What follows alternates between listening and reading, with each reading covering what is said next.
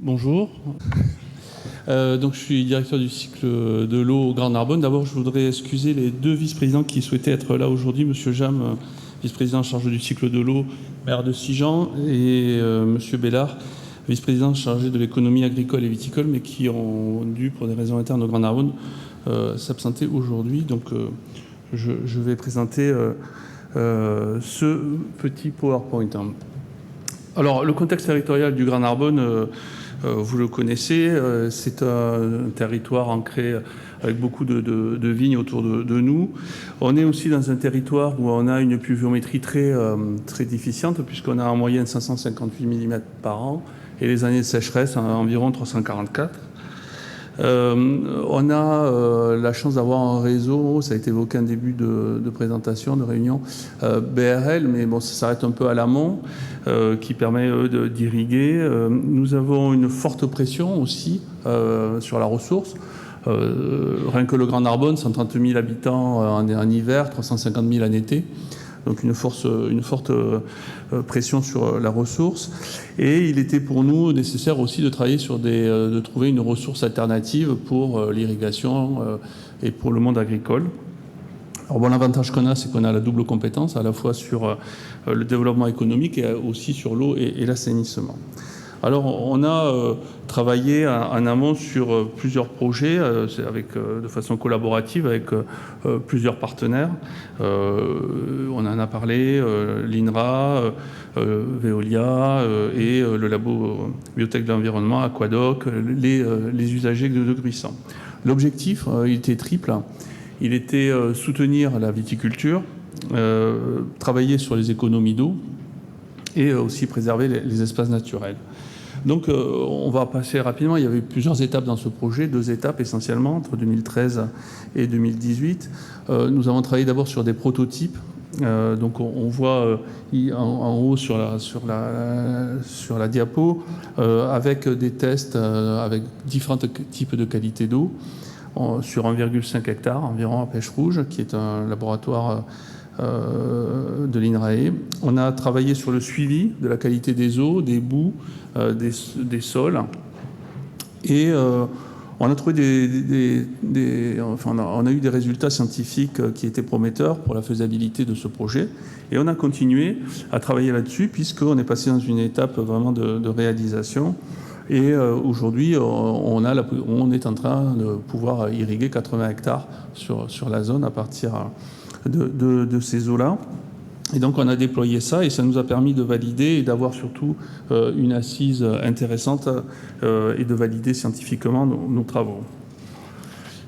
Alors, donc la mise en place du démonstrateur des Rialto, c'est 80 hectares de vignes en goutte à goutte, 11 propriétaires qui sont concernés, à partir de la steppe de Narbonne-Plage, qui a une capacité de produire à peu près 61 000 mètres cubes par an. On produit de l'eau de qualité C.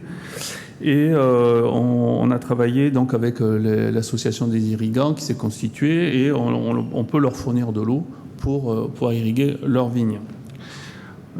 Donc ça a débuté depuis 1 an et ça marche bien. Après, c'est aussi à eux à pouvoir développer sur les 80 hectares qui sont prévus au projet de façon globale. Le financement, il est à peu près d'1,2 million. On a été aidé par le FEADER, on a été aidé par le littoral. Chacun a mis, l'INRAE s'est investi, le Grand Narbonne a investi plus de 100 000 € aussi. On a eu des aides aussi d'Aquadoc. Enfin voilà, c'est vraiment un travail collaboratif et évidemment Veolia derrière a travaillé avec nous sur le projet de traitement tertiaire à travers un traitement qui est installé sur la steppe de Narbonne-Plage. Si vous me permettez, on va peut-être passer à la...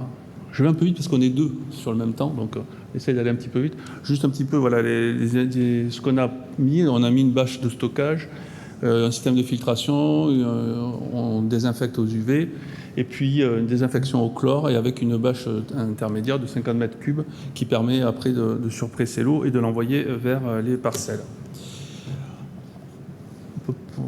Voilà, donc là c'est les différentes phases opérationnelles, on peut passer. C'est sur le financement que j'ai évoqué tout à l'heure.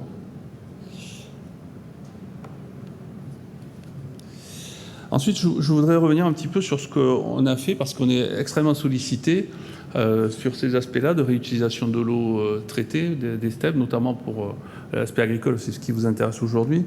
Donc on a travaillé, on a fait une étude qui nous paraissait intéressante de présenter. On a fait une étude prospective sur le Grand Narbonne sur la caractérisation des 32 steppes. C'est-à-dire qu'on a travaillé en essayant de regarder la potentialité de toutes les steppes, une par une. Alors on voit au milieu une sorte de petite fiche en regardant la possibilité de réutiliser l'eau, quelle était sa qualité d'eau, quel était son impact, le potentiel autour des steppes.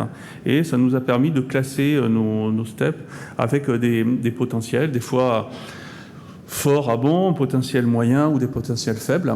Et aujourd'hui, on travaille aussi à l'actualisation de ça parce que les travaux qu'on mène en réutilisation de l'eau usée pour les vignes, eh bien, on est sollicité de plus en plus par les mairies. Et cette année, j'ai dû être sollicité 4 à 5 fois par des mairies qui souhaitent développer avec des ASA de la réutilisation de l'eau dans des lieux très, très différents. Tout n'est pas faisable parce qu'on doit aussi soutenir à travers nos rejets les rivières, etc. Toute l'eau n'est pas réutilisable, mais il y a des sujets intéressants qui bougent beaucoup et qui mobilisent à la fois les communes et qui nous mobilisent nous, collectivités.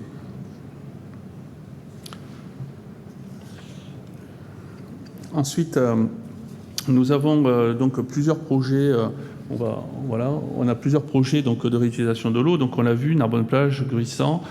On a répondu aussi à deux appels d'offres éco.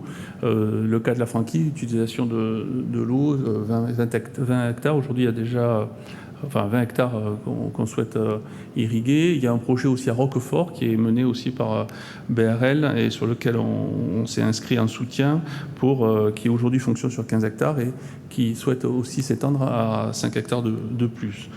Un des enjeux quand même importants dans la réutilisation de l'eau pour l'irrigation, pour les vignes, c'est le stockage de l'eau traitée. Plus on veut irriguer d'hectares, plus on a besoin de stocker l'eau traitée. Et ça, c'est des enjeux un peu compliqués des fois à gérer pour des collectivités, la place, les réservoirs, les bâches, etc., de façon très pragmatique. Alors, les objectifs donc, pour le déploiement de la réduite en Grand Narbonne, c'est donc réutiliser les eaux en grande quantité et en qualité. C'est préserver aussi nos ressources, c'est favoriser l'économie circulaire et développer la résilience du territoire vis-à-vis du risque sécheresse. On veut aussi travailler, et on travaille avec les ASA de façon régulière pour pérenniser leur existence et puis leur développement. On travaille sur des innovations, sur des projets innovants de traitement. On travaille aussi sur la préservation des milieux où on rejette, les lagunes, etc. Et ce sont des milieux sensibles. On engage beaucoup de collaborations avec divers acteurs. On s'implique avec des travaux de recherche. Et si vous me permettez, je peux élargir le problème pas le problème, plutôt les solutions de réutilisation de l'eau traitée à d'autres sujets, puisque nous avons des projets de réutiliser les eaux des steppes, par exemple de Port-la-Nouvelle, pour faire de l'hydrogène décarboné, de 100 000 m3 par an à peu près. Donc ça, c'est un projet qui est en cours et qui va se développer sur le port de Port-la-Nouvelle. On a des utilisations aussi de plus en plus demandées par les mairies sur justement les eaux traitées pour pouvoir non pas irriguer la vigne, mais irriguer tout ce qui est jardin, jardinière, etc. Donc on travaille sur les autorisations à demander aux différents organismes de l'État, préfecture, pour pouvoir utiliser ces eaux. Alors évidemment, on travaille sur des traitements, on regarde quel traitement il faut, qualité B, A, traitement UV, filtration, chloration, pour pouvoir faire des points de prélèvement sur les steppes. Par exemple, à Narbonne, on réutilise 15 000 m3 par an d'eau traitée à titre de consommation de l'eau technique sur la steppe. Donc le potentiel de ces eaux traitées est immense. On est en train de réfléchir en termes de collectivité à systématiquement mettre des sortes lorsqu'on fait des ouvertures de chaussées, de rajouter des canalisations à partir des steppes vers les centres-villes pour pouvoir créer peut-être à terme des points pour que les communes puissent venir avec des petits camions remplir leur eau et venir arroser leurs jardinières et leurs espaces verts. On travaille sur toutes ces demandes. On est sur 3 dossiers qu'on va présenter pour des dérogations et travailler sur ces traitements. Voilà. Donc je voulais juste modestement pour montrer ce qu'a fait le Grand Narbonne sur ce domaine-là. On est très impliqués. Moi, à titre perso, j'ai dirigé pendant 10 ans un centre de recherche sur l'eau, Aquasim, au CSTB, à Nantes. Et donc je connais bien ce problème-là. Il y a des jeunes, je ne sais pas où, peut-être en haut, il y a plein de perspectives, quoi. L'évolution des eaux traitées, je me rappelle il y a plus de 20 ans quand je commençais à travailler là-dessus, c'était très bloqué. J'ai beaucoup travaillé sur l'eau de pluie et la réutilisation des eaux grises, notamment dans le bâtiment.